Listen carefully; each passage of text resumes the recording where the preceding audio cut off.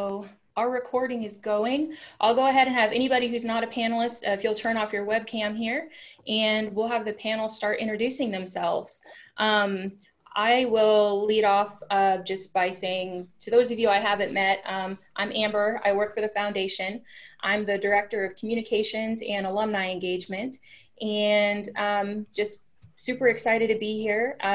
I'm working on building out our offerings through Terry Connect. So y'all let me know if there are any other panels besides this one that you'd like to see from our alumni. But I'll let you guys get started with your intro. So name, Terry School year, education history, and then tell us a little bit about your business. Hi guys, I'm really happy to be here. I think this is a really cool format. I'm Dr. Christopher Liu, TAMU 1996. I majored pre-med. Then I got my education and training at Baylor Medical School. I was part of the MD PhD program. My PhD was in Rice University in bioengineering department.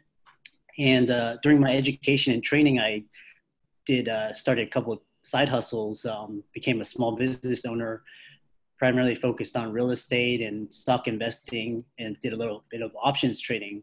And eventually that grew to become a six-figure business while I was in medical school. But nevertheless, I was encouraged to pursue the conventional, safe, traditional pathway. So I matched into orthopedic surgery in 2007 at Rutgers University.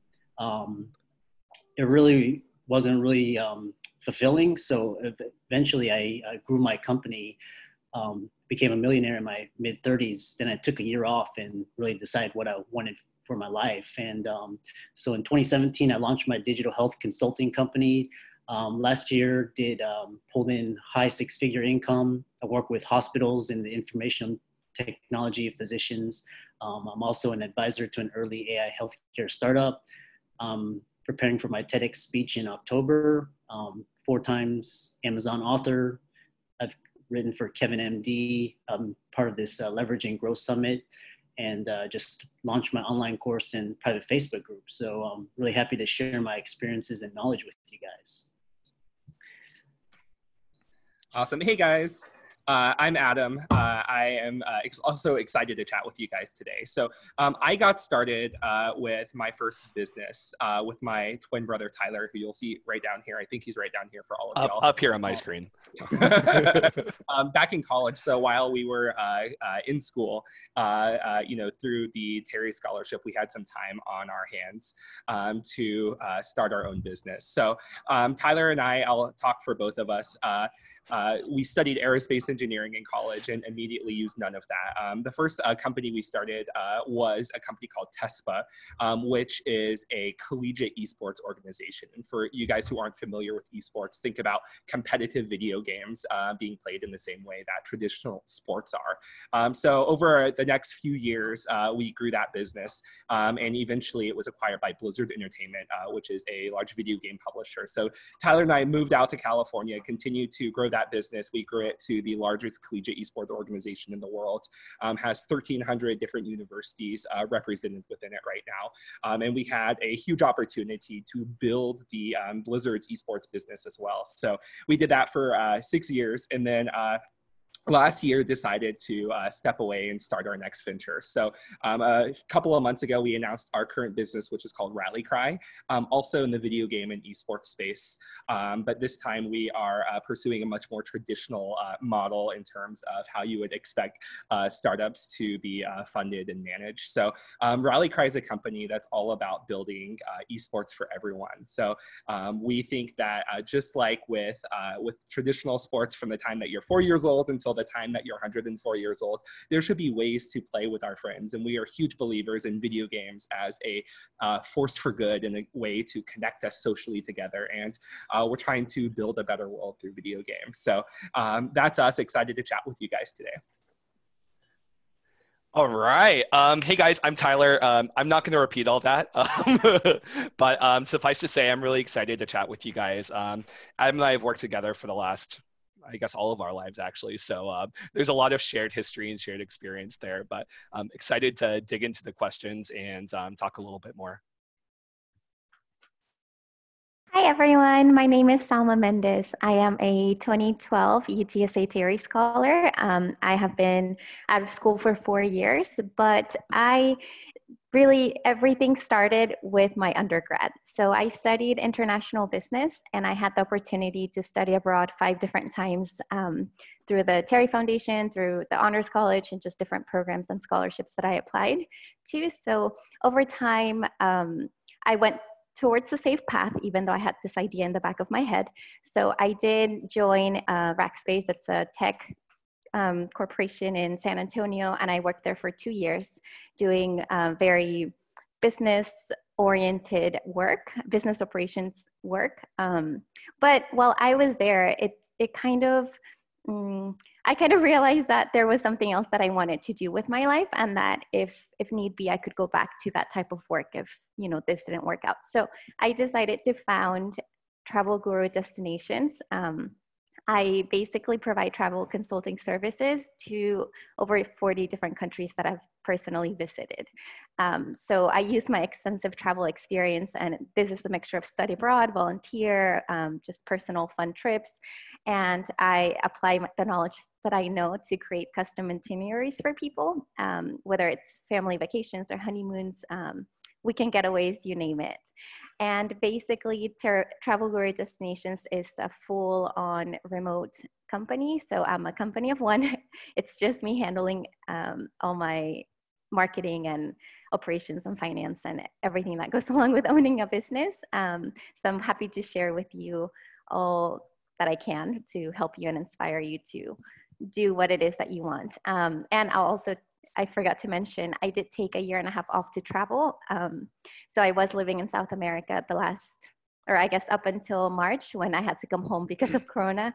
But that extensive travel helped me add to the destinations that I'm sending people to. So I did find a way to basically leave my job at a corporate office and do what it is that I truly love by working online. Nice to meet you all. Hi everyone, I'm Jameson, 2013 UT Austin scholar. Graduated in 2017 with degrees in public relations and economics. And then right out of school, I started a marketing agency, which I've been working to grow over the past almost 4 years. Started just me and grew it organically by developing business and then hiring, developing more business and hiring. And sort of that route. And today, so we have a team of 7 to 8 people, an office when, not working from home, an office downtown. We work mostly with tech startups here in Austin, help them build out their brand, their digital advertising website, and sort of all of the customer and lead messaging that goes with all of that. So excited to be here. All right, great. Thank you so much for those intros, everybody.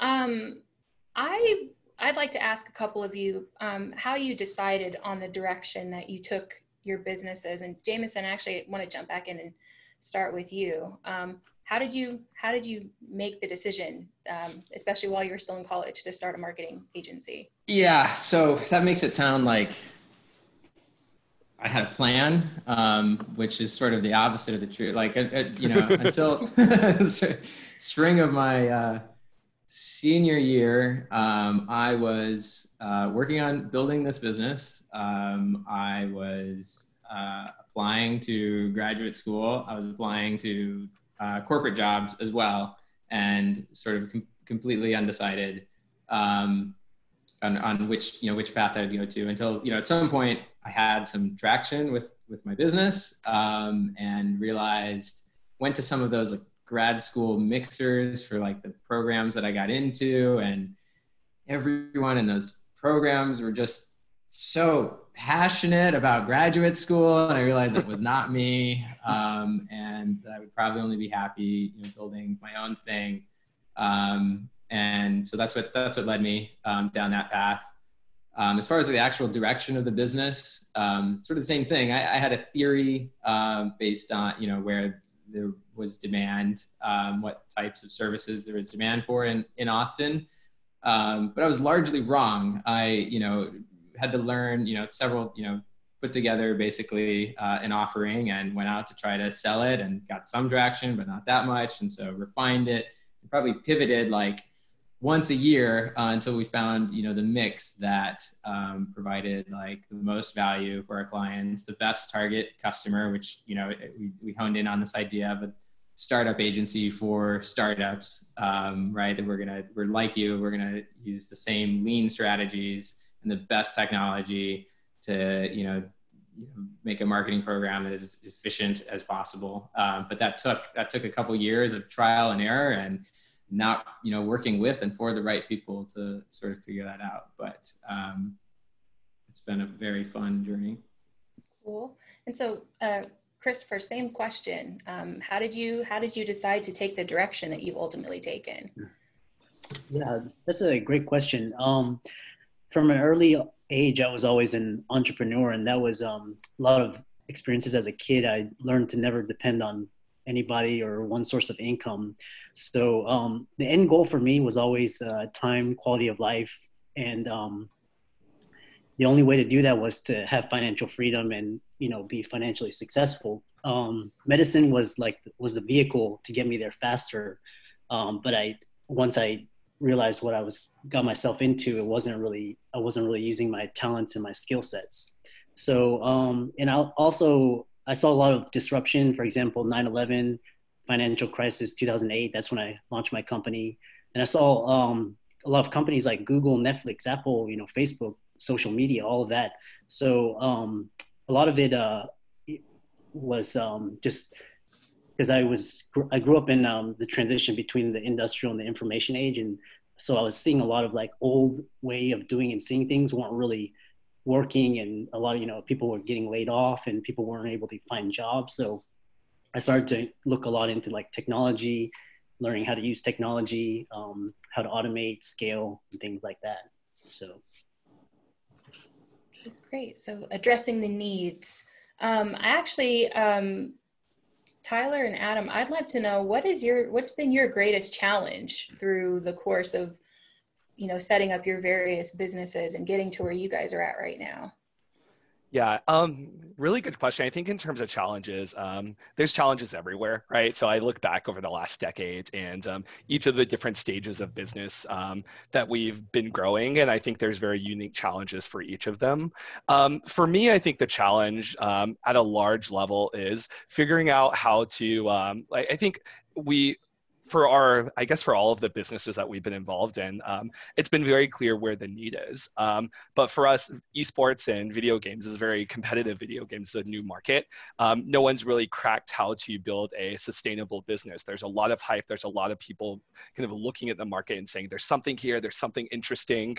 But very few organizations out there have cracked that nut in terms of sustainability. So for us, it's been forcing ourselves to continuously be creative, be innovative with the way that we're building our revenue streams and the way that we're introducing products to the world. I think it would be very easy for us to approach this industry like a lot of the other organizations have. But I think the reality for us is we need to continue to innovate and continue to push ourselves forward. And I think our team does a great job kind of holding each other accountable to that too. So I think for us, it's continuously being innovative, pushing ourselves to build faster and to build more. But again, that's I think that challenge exists with every industry, right? I firmly believe that any passion you have, you can turn into a business, right? Like the reason Adam and I got involved in this is we were personally passionate and we had a need that wasn't being filled by anyone else out there. So instead of waiting for someone to build it, we said, okay, well, let's build it ourselves. And I think that has held true in kind of every step of our career so far too. So again, I think challenges are there. More recently, I think we learned a lot about raising money, about structuring official corporations. A lot has changed in the last 10 years with the support that is offered to startups. So even just getting familiar with that landscape again, I think was a learning curve for us. Luckily, we feel really good about it now. So if anyone out there has questions, of course, we're happy to help. But the challenges that come up, they ebb and flow, right? Just based on kind of where your business is at the time.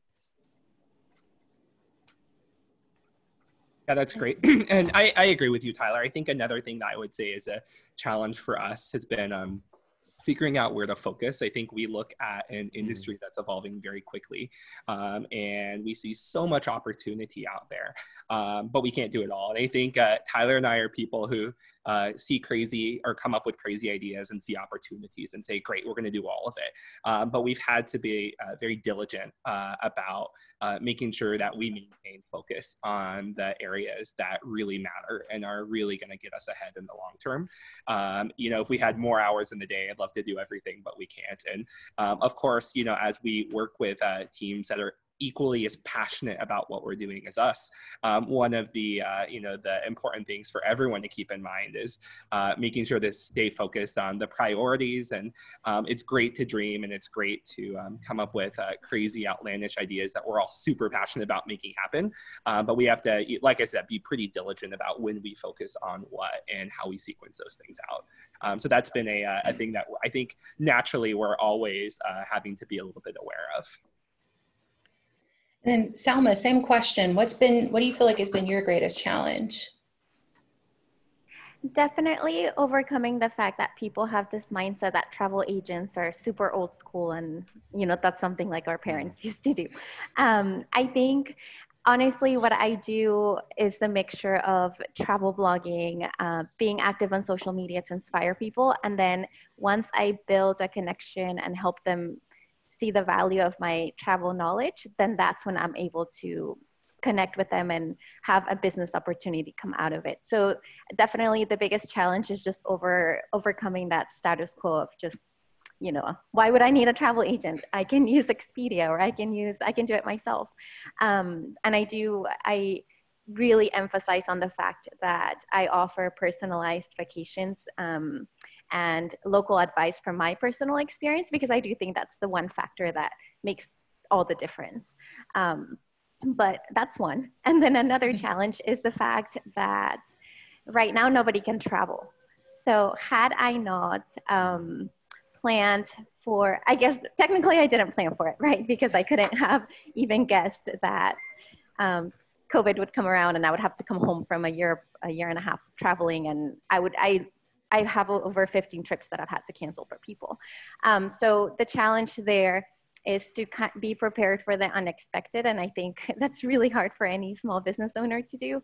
But I did, before I decided to launch this idea that I had, I made sure I had the financial resources to do it. I made it to the point where it wasn't my immediate source of income, and that I knew that it would take time to grow, and it was growing, it was going great, but then I'm faced with this current challenge right now of coronavirus, right? So being kind of thinking about the fact that like it might not work out at first, especially I'm in the first year, 2 years of doing this, having that, just being aware that it is challenging out there and there's things that are unexpected. So as long as you have the preparations that might make it easier for you in the future, I think that's just very important to focus on. Great. So this is actually a question for the two of you that are sort of like the solo operations, like marketing yourselves. And I'll start with Christopher. How have you built your brand, considering that it's built around you and not as a company with multiple pieces? Right. Yeah, one of the biggest challenges is just like getting your foot in the door. So I was luckily enough, I had a strong network. So networking is one of the most important skills to develop while you're an undergrad. But I relied on my Rolodex. I also, working in the hospital, I had a lot of contacts with the healthcare executives. So I had built a strong brand and reputation. But the transition into digital health, it's a little bit different because they've never worked with you. So the first couple of projects I did was by word of mouth. And so eventually what it was me getting hired as a consultant for these hospitals. But then what I did was I leveraged that opportunity to further enhance my brand, to build up my reputation and to strengthen my network of contacts to the point where I was able to leverage it into future and further projects. And then eventually clients started coming to me or soliciting business. So that's one thing. But at first, it's going to take a lot of knocking on doors.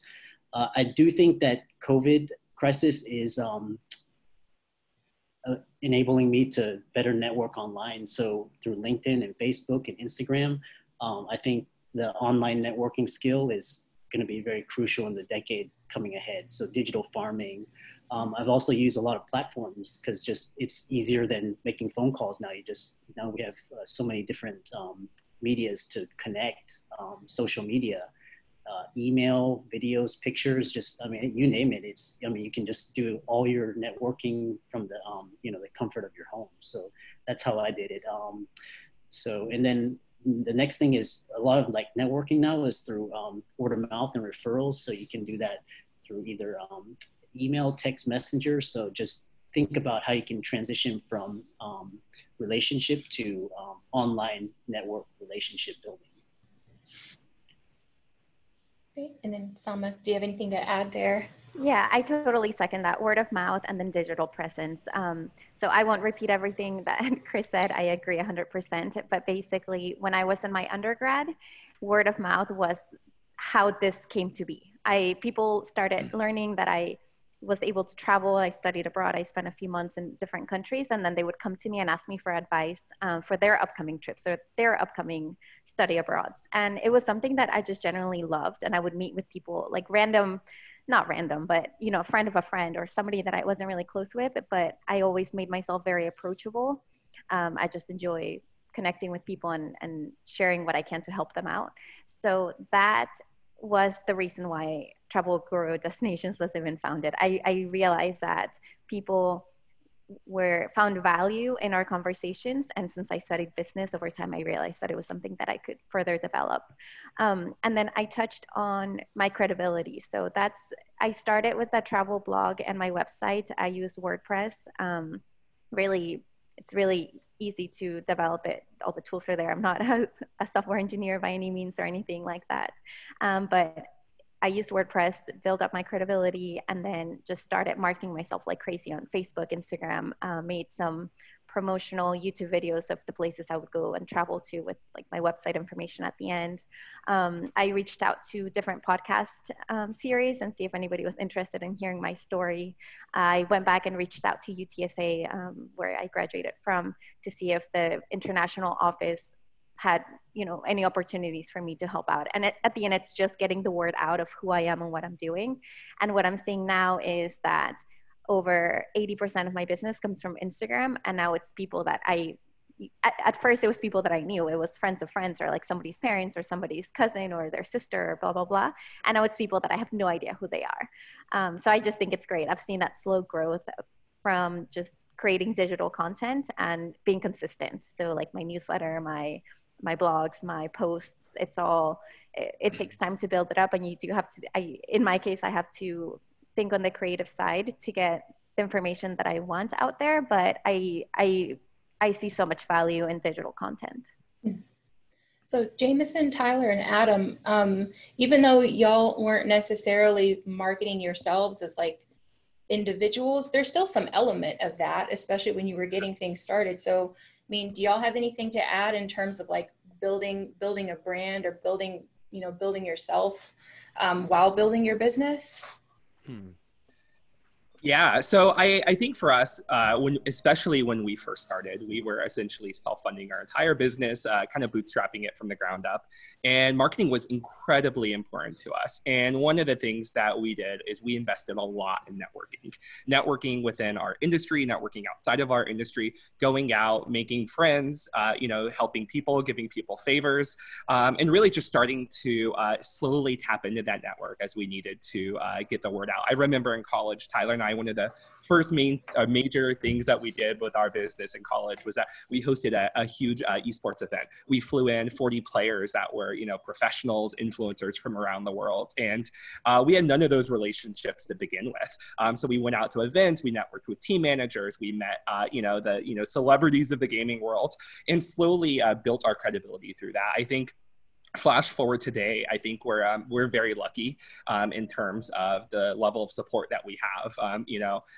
Having the ability to spend on marketing, have the ability to bring in official PR teams to be able to support us and that sort of stuff. But I think even at the case now, there's still a huge amount of what we do to get the word out about ourselves, which I would consider more guerrilla. It's messaging friends. It's being very active on social. It's going out and spreading the word everywhere we can. I think another final thing that I'll add, one thing that Tyler and I really like to do is we really like to turn heads.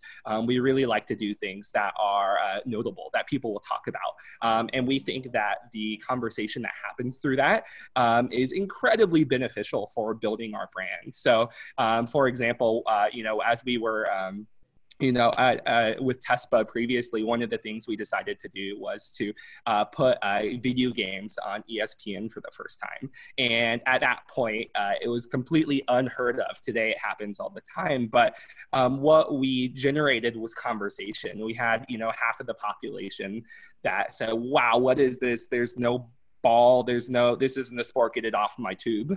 And then there's another group that said, this is interesting. And it created this beautiful conversation that established us as a leader in the space because we are at the center of it. So with Rally Cry, we're very much thinking about similar opportunities to be able to create conversation and position ourselves in the center of that leaders.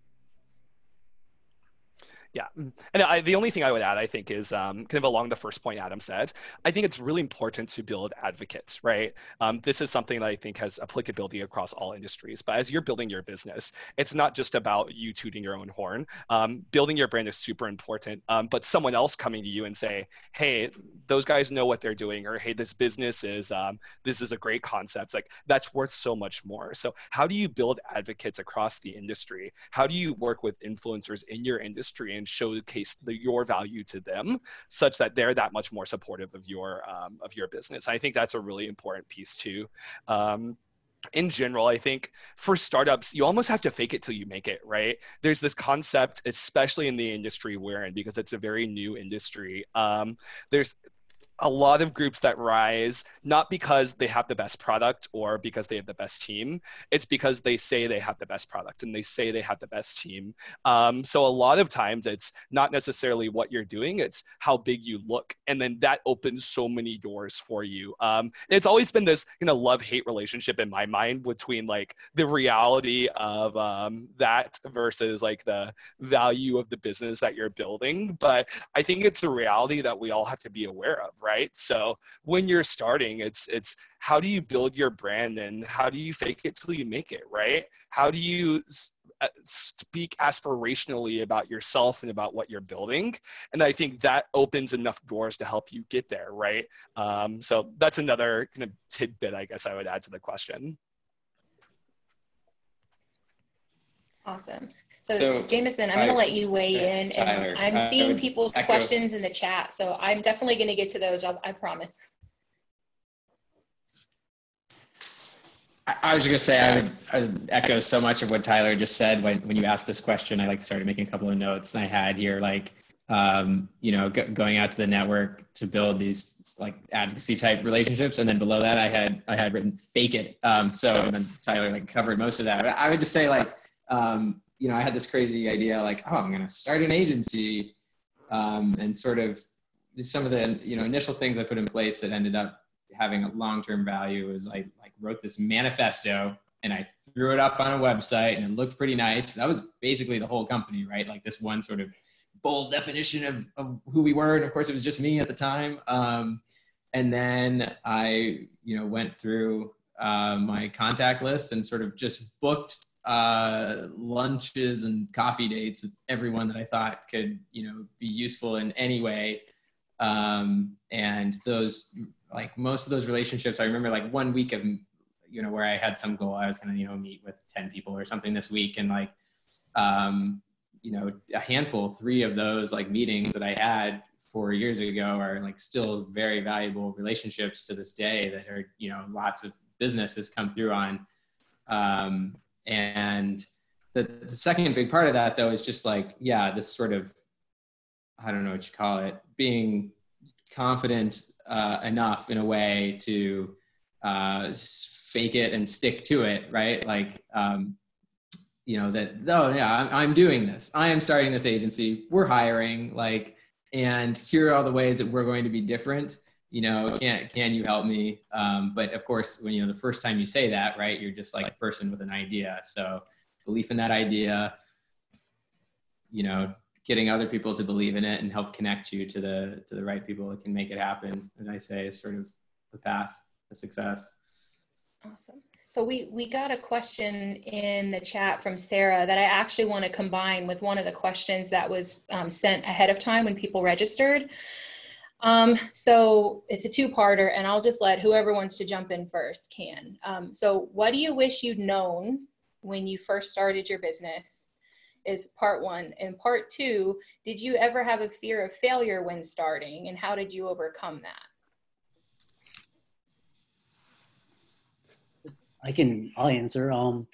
One thing that I wish I was just let go, because I suffer from just, fear of what other people think. And as a result, it held me back for a long time, not being able to find my true identity and find my true sense of purpose. My real passions were in entrepreneurship.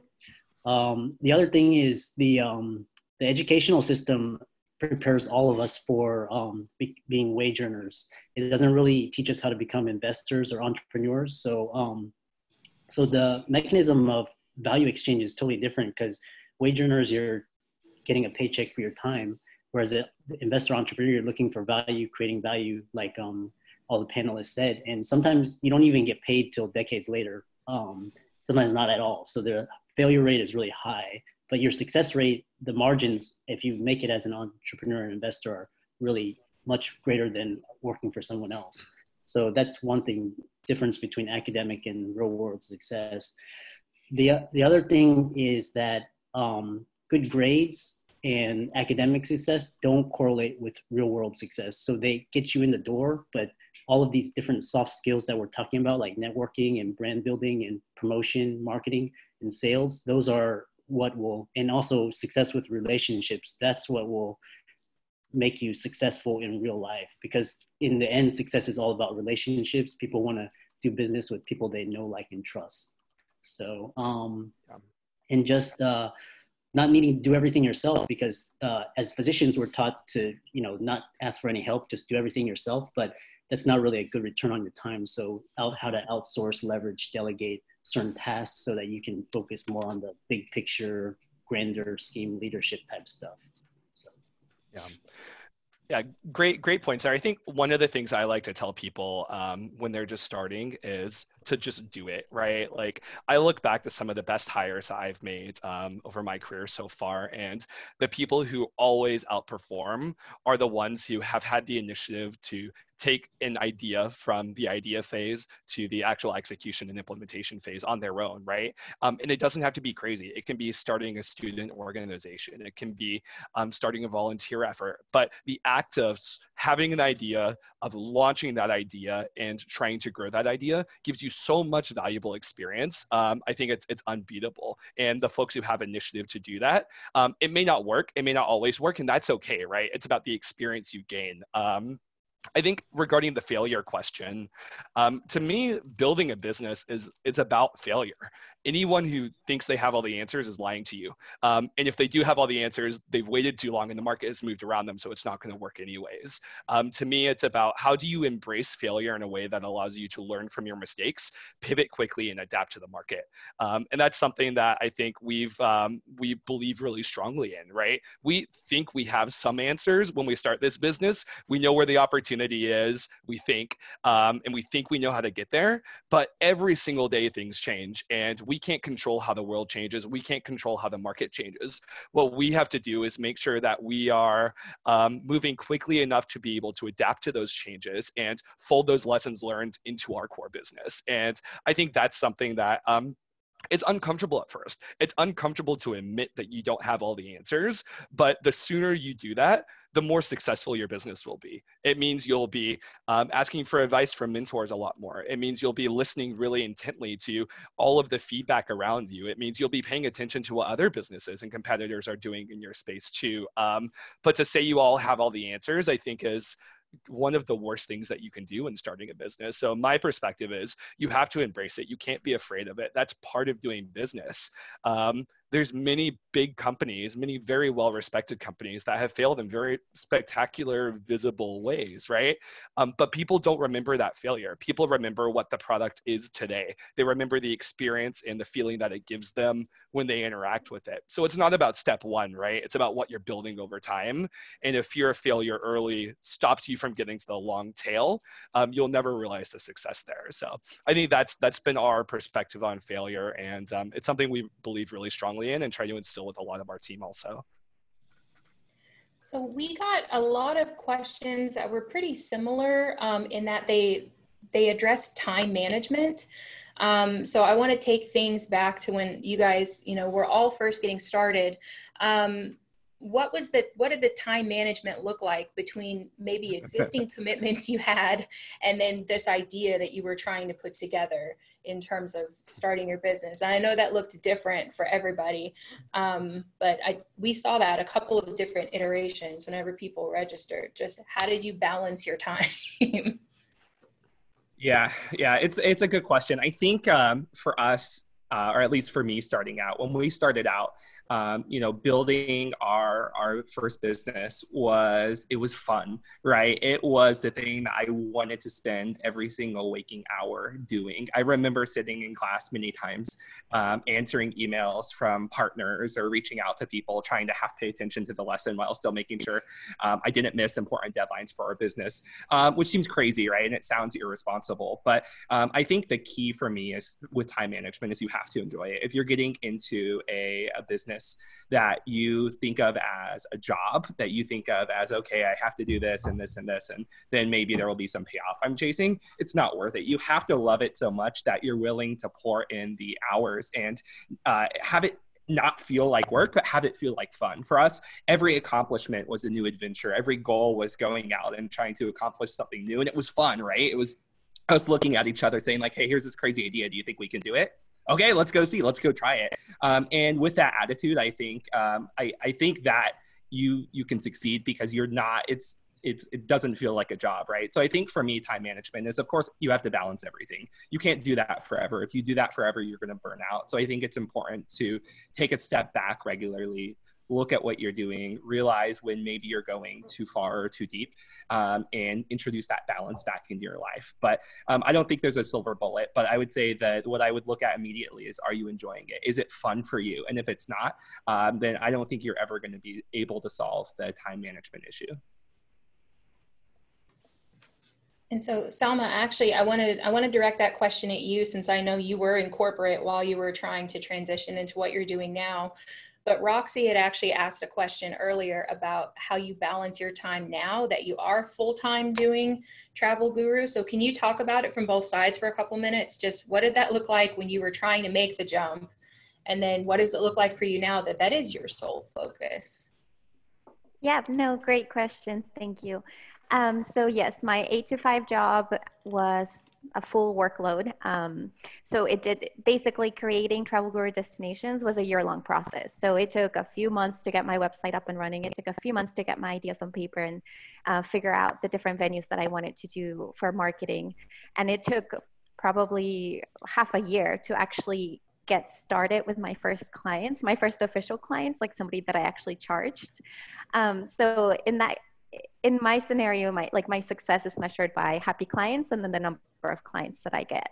And when I was working corporate, it was a small number that slowly grew over time. So I did both for about a year, and then it got to the point where I had no free time. I was either working at Rackspace or I was working on my business, like on weekends, during the weekend, everything. So that's kind of when I reached that point where I said, okay, I think I can actually leave my job. I've been preparing for this moment and then focus only on Travel Guru destinations. And then making that, I just think you have to be really careful to make the choice at the right time if you're afraid of failure. Because I think had I done this like 1 year out of college, I don't know if my success would be what it is now. But I just kind of took it as it came, as far as seeing the growth and the pace that things were going. So then once I started getting really busy and creating my own content and managing phone calls and I have deadlines, because if somebody goes on a trip in 2 weeks, like there's nothing I can do to stop them. I have to get it done in 2 weeks. And I've had people reach out to me even like a week and a half before their trip saying like, hey, I need a last minute something. Do you think you can help me? And of course, I've never said no. I'm super excited. I do a little happy dance every time somebody reaches out to me. But definitely to stay on track with my time management, it goes back to being in school. I was in school full time. I was a student full time. And I learned those skills. I think I was fortunate to learn them at a younger age, because now I don't necessarily get behind whenever I have something coming up, because I set my own deadlines. I tell my client like, hey, I'm going to get this to you by this day. So even though life happens and I have all the stuff that I'm doing myself, I do whatever it takes to make sure I don't disappoint someone. So just setting deadlines for yourself. And then there are times where I have like a writer's block when it comes to creating content. And I think that's okay. At first, I was really hard on myself about it, but then I realized like if I give myself a few extra days, there's no one really like holding a lamp over my head saying like, hey, you haven't posted anything, like why are you not doing it? It took me some time to realize that, but it doesn't work like that. Like people just expect to see ongoing content. But you don't have to do it like every single day. Like the world will not end. You can still be successful if you give yourself the time to create valuable content. I hope that answered both questions. Yeah, great. I have a couple of other questions that people had submitted related to funding, but before we get away from time management, does anybody have anything else that they'd like to add to that topic? I would just like to say, like, and I think Adam mentioned a little bit, like I started the business while I was in school, and that's a unique challenge. I don't know the right way to do it, to balance everything. The trick is to balance it. And I got to the point where we had a small office space, and I had basically like 2 part-time employees, and I was running back and forth between class and this WeWork like a couple times a day, and just showing up everywhere like sweaty, right? Like meetings with clients, like disheveled. And then at some point I found myself in a lecture and just working completely through the lecture, like not when like, oh man, I'm in class and I'm just like, I have billed this time to someone. And like, I need to set some boundaries and figure this out. And so, I came up with these like rules that, basically like I had to finish all the schoolwork by Friday night and stay up all night Friday night so I could work all through the weekend. And it wasn't really healthy. Like you have to find a better balance than that, I think. And I got to the point where I was sort of like, once I graduated, and my grades were good and, everything worked out, but when we graduated, I was sort of relieved. It felt like, oh, now I only have one job, right? Like now I can focus on the company. So I don't know, the cautionary tale, it's easy to like go in too far while you're still working on your degree, I think. Okay, so we got a couple of questions about funding that I wanted to make sure that we got to. And I guess this depends on whether or not any of y'all had that experience. And sorry for like the crazy thunder happening in the background here. It just started storming. Okay, so one of the questions was, how and when did you use your own money versus other people's money when you were getting started? So does anybody have any experience with that they'd like to talk about? I can take a stab at it. Yeah. Go ahead, Chris. I was actually going to say, I started out with real estate. I used bank financing, and then back when 2008, the whole credit market seized up. So, even though I had assets and income, when I wanted to invest in discount real estate, I got turned away because they were like, nobody's lending. So I got creative. So I had a lot of equity, and I used my own private funds, and I also brought in partners. So the issue with using your money is that it's, there's a limited supply. So if you can borrow it, it's a lot easier. You can leverage it faster. But the problem is that you're liable to that other party. So so your options, you have a lot more options if you have outside financing, but you also give away a lot of control. After 2008, after I did a couple of deals using my own financing, I just I didn't want to deal with the banks and have to turn in all my forms. It got kind of tedious. So I learned how to raise my own capital and use my own funding. So that's how I did it. But. Yeah. I think for us, the way we approach funding was very different for our first company and second company. And I think ultimately, whether or not you raise capital depends on the business you're running and the type of business, right? Not all businesses need to raise capital. Sometimes yes, sometimes no. Our first business was very much a bootstrapped people business, and it didn't scale one-to-one with the amount of dollars we put in. So Adam and I decided to self-fund it. We put in a lot of our own efforts in lieu of funding, had a lot of part-time folks, a lot of partners that we were working with. Fast forward to our most recent business. Our most recent business is rooted in technology. And it's very hard these days to build a technology platform that with great engineers that's scalable to the way that you want without funding. And engineers are expensive, right? So we decided to go out and raise a traditional seed round. So we brought in 1.2 million recently for our seed round. And we've learned so much through that process. The world of startup financing and capital raising is complex. And it takes some time to kind of understand and to sort through. But if it's right for the business, you have to do it, right? Otherwise, competitors will move in, you'll fall behind. I think when Adam and I started looking at this business, there were two different fields of advice we got. One was only raise as much money as you need to make this business sustainable. And then the other side of the fence was raise money until you have a product. And then once you've proven that people will buy it and that people are interested in it and it can scale, raise more capital than you think you need because competitors will move in. And if you're not ready to scale, they will be once you figure things out. So I think there's different philosophies around raising capital, but I would just be careful to say that you need to make sure it makes sense for your business, right? What type of business are you building? And when that makes sense, raising capital it's a whole world of its own that's fascinating. So if anyone's plans to do that, always happy to give advice there and share some of what we learned, but make sure it makes sense for your business and then do your research. You don't want to give away too much of your business early, right? It can be alluring to take all the checks that come your way, but you're giving up a lot for it. And if you believe in the long-term success and the long-term growth of your business, it's irresponsible to raise too soon, too quickly. So there's this balance being you have to follow with no silver bullet other than really just trying to be honest with yourself about your business, about your type of business, and your roadmap moving forward.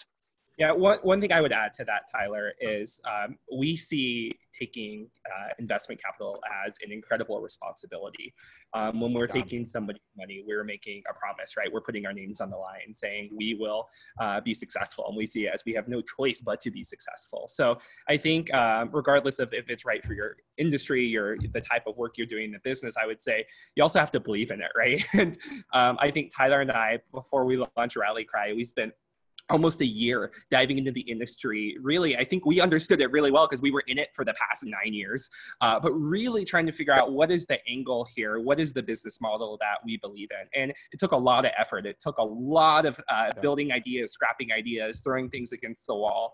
And finally, it all started to coalesce for us. And at that point, we decided that we had enough confidence in the concept, we had enough confidence in the team, we had enough confidence in ourselves that and enough confidence in the market as well that we could go out and start raising capital and grow this thing. I think until you get to that point though, I'd be cautious about raising too quickly too soon because you may find yourself going out and unintentionally making promises that you can't keep.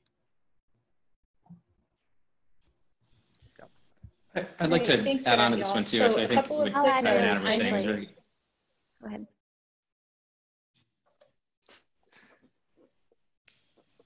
Can you guys hear me? Yeah. I can. think I have a little bit of lag from my signal, but yeah, we can hear you. Can I add on to the funding question? I just want to make sure, or am I sort of breaking up? Oh, no, I feel like there's a delay. Okay, I'm going to press ahead and tell me if it doesn't work. I was just going to say, you know, I've sort of seen both sides of the. Okay, I've seen both sides of this funding question. You know, my business is a services business, which, you know, sometimes you hear that called like a lifestyle business or, you know, cash flow, right? So like the goal of a business like this, it's never going to scale to be massive. The goal is to make something profitable and then pay everyone who works there, like, you know, good salaries. Whereas, you know, my clients I work with, they're usually tech companies. They're trying to build a technology platform. And that's more what you'd call a venture, right? And the strategy is different. Usually it's to exit, right? To take the thing public or to sell it to a Facebook, Apple, Amazon, Google, Netflix type, you know, company, something like that.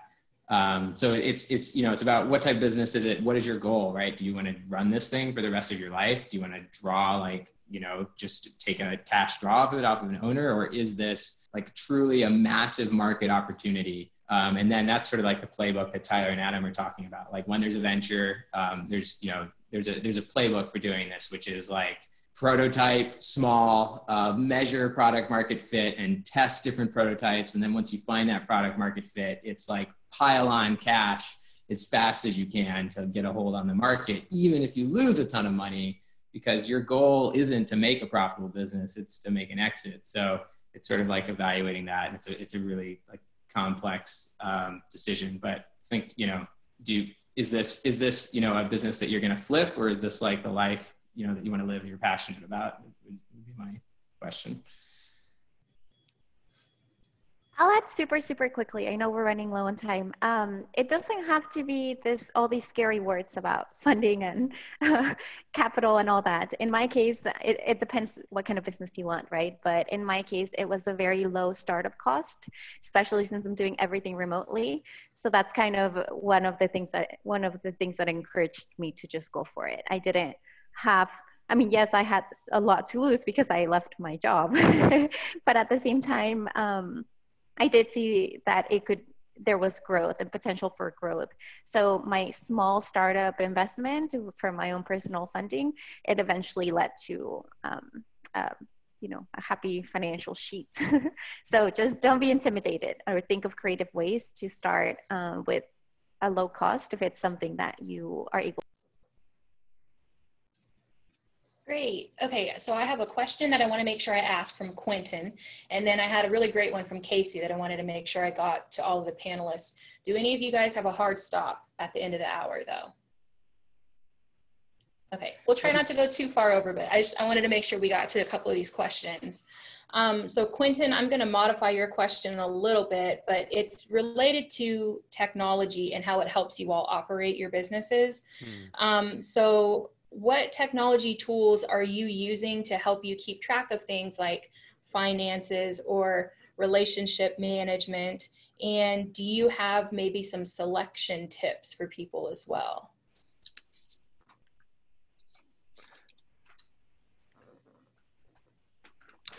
I can jump in here.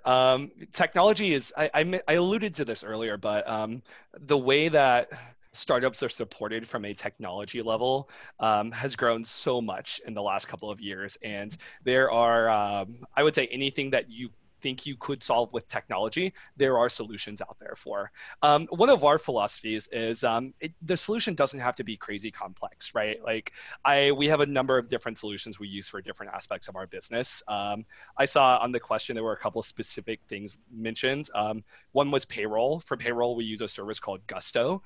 Gusto is super straightforward. They handle payroll, they handle taxes, they handle withholding. So we get a lot of value there. On the finances side, we use a service called Bench. Bench ties directly into our bank accounts automatically. I guess it parses through all of the expenses we have, categorizes them, and we're able to run different reports based on what that looks like. We use Trello, which is a pretty kind of bare bones Kanban board for task tracking and project management. Again, I think Trello is one of the examples where it's a very easy solution, but we're able to add depth in it depending on our business, right? So we use that to track and everything from our investors and the conversations that we're having with them to individual web development stories. And then there's a number of others. I think one thing that we might be happy to do is follow up with a list of the specifics after, but it's been a lot of trial and error for us, right? A lot of services out there are great. Others are smoke and mirrors. So a lot of it's just finding what works for you. One of the tools we use could be great for us, but not work for your team at all. So I think it's important to make sure that more than anything, the tools that you're using feel good to you and they're adding value to your business, because not everything's built the same. I could just add on, like, I know I don't want to like list more tech tools, but just say, like, I feel like it is, with the technology out there, it is so easy to start a business these days from like the administrative side. Yeah. Like, oh my gosh, like QuickBooks and Gusto, as an entrepreneur, you can run like AR, AP, HR, like a whole like departments of people, right? Like for almost free, or like, you know, $29 a month or something. So, you know, I would just say, don't be afraid of stuff like that. Business administration, the tools out there are so good and so cheap these days. You can do almost anything yourself with them.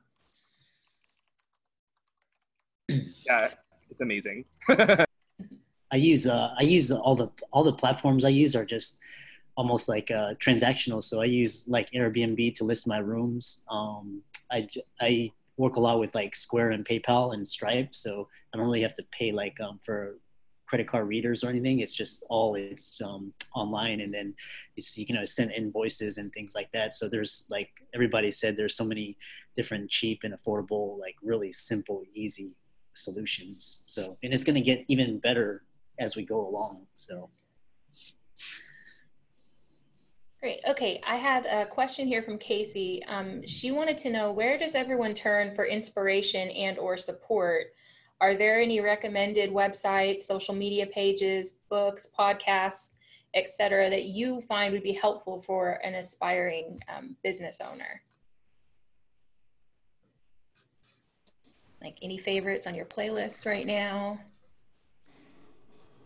I can start. Is anyone else? I love, I'm a huge podcast nerd. And then, so I consume daily as many podcasts as I can. And then also, I use a tool called Feedly. There's a bunch. It's basically an RSS tool.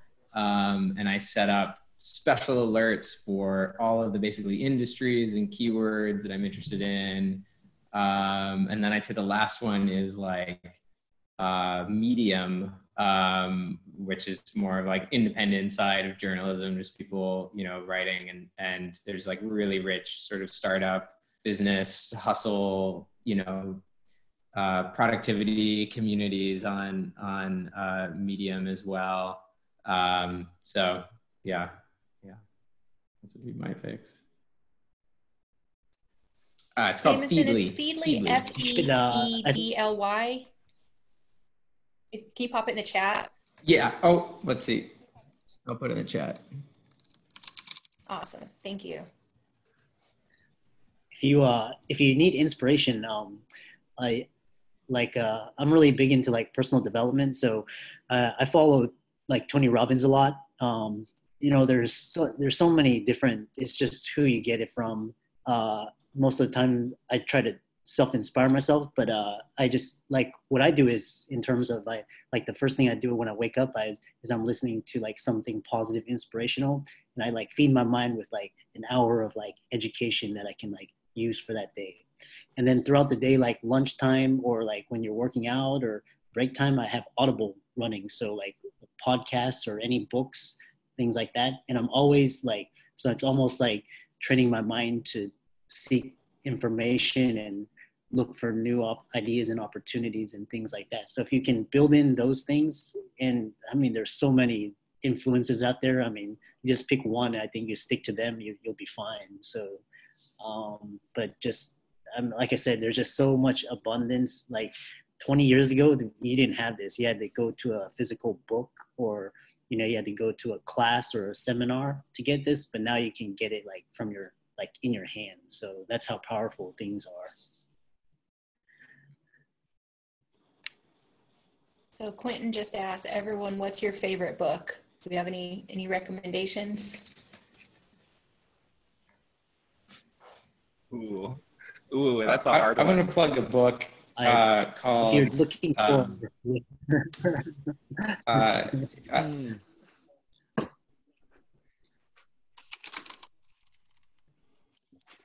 I'd say a book that was really important for me to read, like as an entrepreneur and a leader, is It Doesn't Have to Be Crazy at Work. And it's written by the founders of a company called Basecamp, which is like project management software, not unlike like Trello that Tyler mentioned, but just like it's very radical, aggressive philosophy for like how to be a sane person in the age of like Slack, instant message chats, and like clients and everyone that wants everything from you all the time. So each for a read. For business and finance, my number one book that changed my life, it was like literally $10 or less. I think I got it as a gift as well. But it's called Multiple Streams of Income. And that teaches you the mindset to start diversifying your income streams. So in the past, they were talking about diversifying assets. Now, in these uncertain times, people are diversifying their income streams. So that's for business or finance. Any of the Rich Dad, Poor Dad, those will change your mindset. For spirituality, personal development, it's a lot of it's When Breath Becomes Air. It's talking about a neurosurgery resident in his final year who gets stage 4 lung cancer, and he writes a book, chronicling how it is, after all that hard work, to be a patient on the other side. So that's hugely inspirational. It just teaches you to, embrace every day. I'll have to check that out. So I have one final just question to ask around of the panel. But before I do, Adam and Tyler, Casey had asked a question about positive benefits of gaming for kids. Would y'all be able to reach out to her on Terry Connect? Since I don't think we'll get to that. Yeah, totally. Yeah, In fact, I was just seems like typing that's a but Casey. Okay. Oh yeah, sorry. I think there's some Perfect. lag. But yeah, Casey, I'll reach out to you. I'll send you some of our thoughts on that. I think it's a great question. Yeah. Amber, if I can real fast, the question right before this was around resources. And I think one of the strongest types of resources, I was muted when I was trying to chime in at the end. One of the strongest resources I found is finding a really strong mentor. I think that's super important, and that's guided so much of the tough decisions and tough challenges that I've faced in trying to build a business and run a business. So I know that's something that the Terry platform offers, is finding a way to connect with people in the industry who you want to learn from or you have questions for. That has been one of the most valuable tools for us, just finding people who are super experienced and have been through this before. No matter what you're doing with your business, even outside of business, someone has been there before, right? And talking to someone who's stood in your shoes before is incredibly valuable sometimes, and if nothing else, can help you learn perspective. So just wanted to add a shameless plug for the mentor aspect of the platform, because I think that's something that's proven to be super useful for us. Great, thank you so much for that. That's, I think, just one of the huge built-in benefits of being part of this community and having access to people like y'all who are taking your afternoon to just share your experiences. And then, yes, definitely, y'all take this back to Terry Connect whenever possible. Okay, I just added the last question in the chat too, because I really don't trust what my signal is doing right now. But if, starting with Jameson and working our way back around to Chris, can you guys talk about what you're most proud of at this point?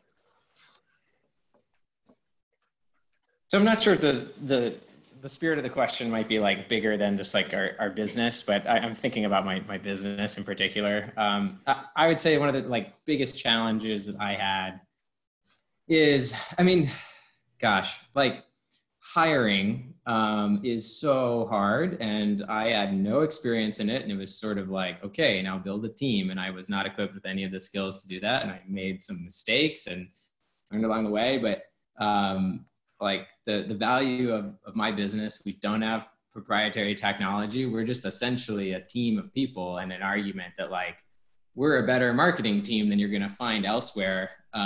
So I'd say like any, you know, growth we're starting to have is just because I've managed to find like really excellent people. And when we interact with more client teams and other companies, and you know, it just sort of becomes clear that our team like has a a great energy together and can get things done. And I feel really fortunate that I've been able to find these professionals, and it's a huge asset for the company. So I'd be most proud of my team. That's it.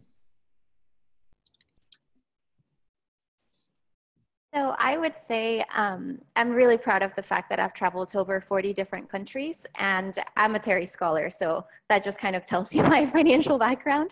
So the fact that if there's something that you truly love and you truly want to do, there's ways to make it happen. And I think realizing, or there's a quote that says, believe you can, and you're halfway there. So at some point I was like, I believe that I can do this. I believe that I can go live in South America. I believe that I can go travel by myself in Asia, things like that. And then doing it,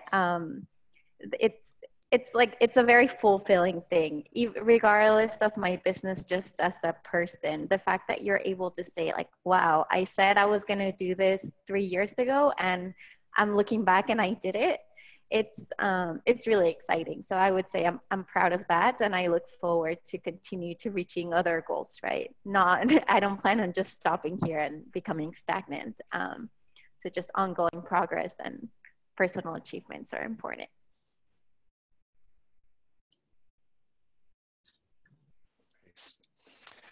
For me, I think I look back to the journey that I've been on, and I think one of the things I'm proudest of is just the number of lives that we've been able to impact. I remember very early on, while we were at UT, as soon as we got on campus, Adam and I looked around at the different clubs and different social offerings, and we looked for something for gamers. We had grown up playing games. It brought our family together. It helped Adam and I express this twin rivalry digitally, and there was nothing there. There was nothing for this passion that we shared, and I think that's what really was the motivation for us starting our business, which started as a very simple student organization.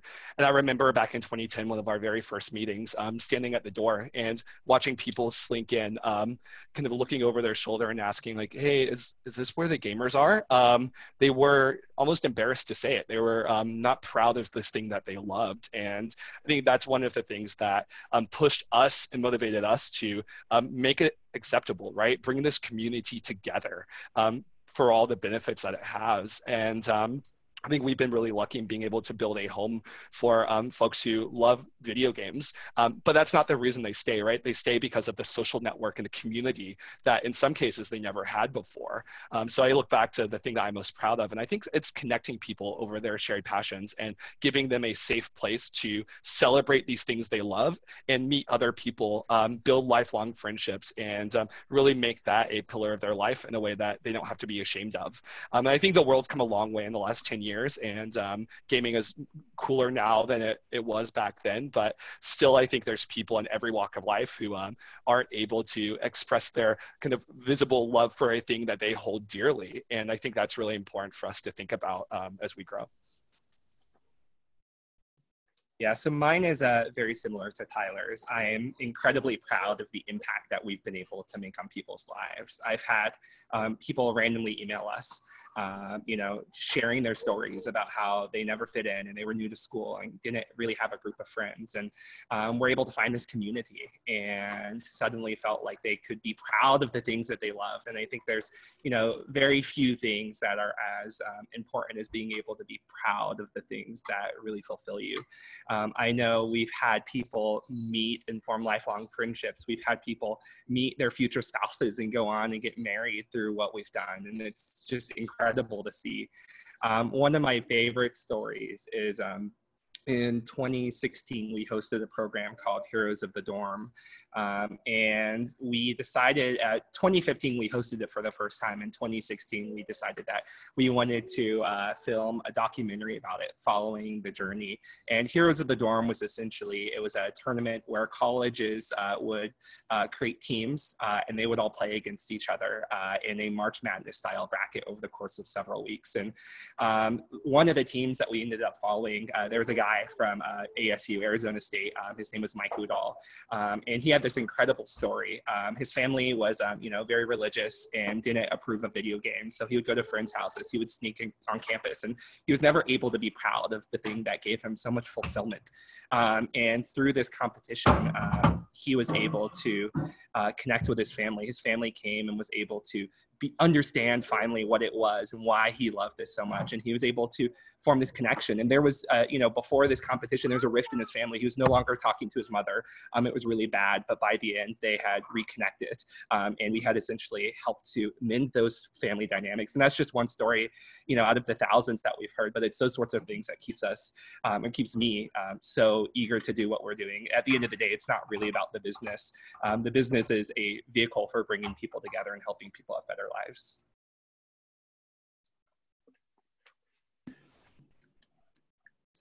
See, for me, my proudest moment was back in '96 when they called me to let me know that I had won the Terry Foundation Scholarship.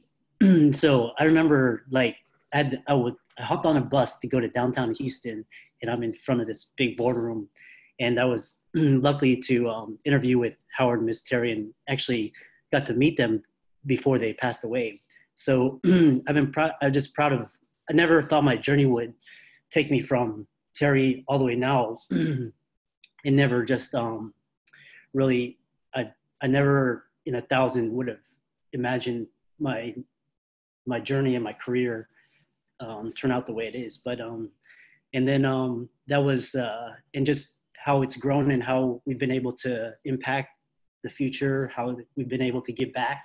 So the other thing was just that month when I had made enough passive income where I was like, okay, I made enough passive income where I don't need a job. If I can do this consistently for, you know, it went from 3 months to 6 months to a year, then it became 2 years. And I was like, well, maybe I can scale this up so I can, you know, retire. So that day that I just turned in my keys, badge, and pager, that was one of the proudest moments. And it led me to start my own company and just pursue my real passion. So. That's awesome. That's great. Well, panel, I want to thank you all so much for taking the time today. True to form, I feel like anytime you get a group of Terry scholars together, we could talk all afternoon. So I'm sorry that this took longer than the original hour, but I wouldn't have cut a minute of it. So I hope that y'all feel the same way. Thank you all for really embodying what it means to be a Terry Scholar, using your strengths to improve the world around you, pursuing your passion, and just being dedicated to putting in the work for going after what it is that you want. Those are all things that Mr. Terry believed in, and I think would be just endlessly proud to have heard your story. Those of you that were able to join us today, thank you so much for your questions and for, you know, participating this afternoon. Please, you know, connect with these panelists on Terry Connect. I know that we had a lot of different directions that these conversations could have gone this afternoon. So I hope that y'all will be able to take some of this offline. But again, alumni, you know, super proud of all you guys. I'm so happy that I got a chance to meet those of you that I hadn't met before today's panel. And I hope that we're able to all stay in touch and follow, you know, the impact that you're all making in your individual fields. again, I just want to thank everybody for joining. Reminder, today was recorded, so we'll be sharing the recording later. Definitely feel free to share it with fellow Terrys and anybody that wasn't able to join us today.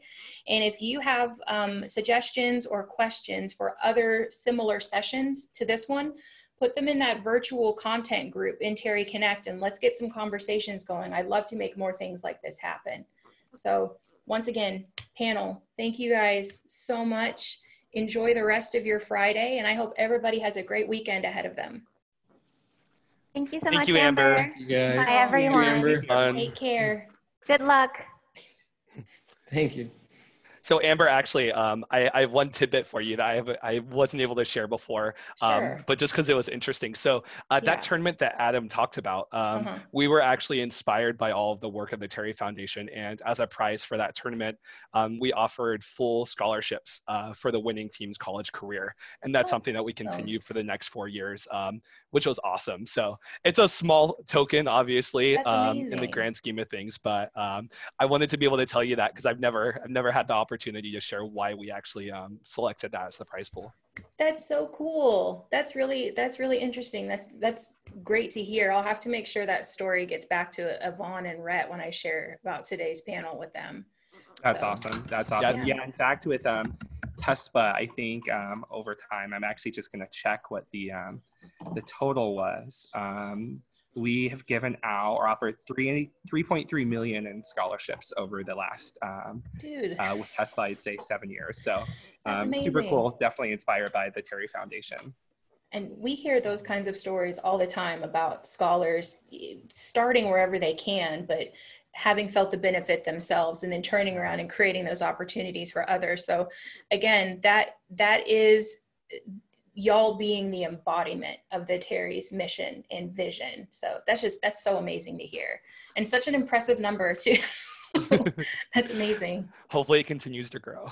Yeah. Well, and that I think too, just being able to set the example for others, like this is something that we prioritized and look, we made it happen. So who knows what other like little ripples, all of you are able to create just by sharing your stories, but even through doing things like that and making opportunities for people. Totally. It's awesome. Yeah, I love to think about the ripple effect and what that has over time and how huge the impact is. Well, and reflecting back to the fact that Mr. Terry's original scholarship was probably less than $1,000 for his entire education. And then look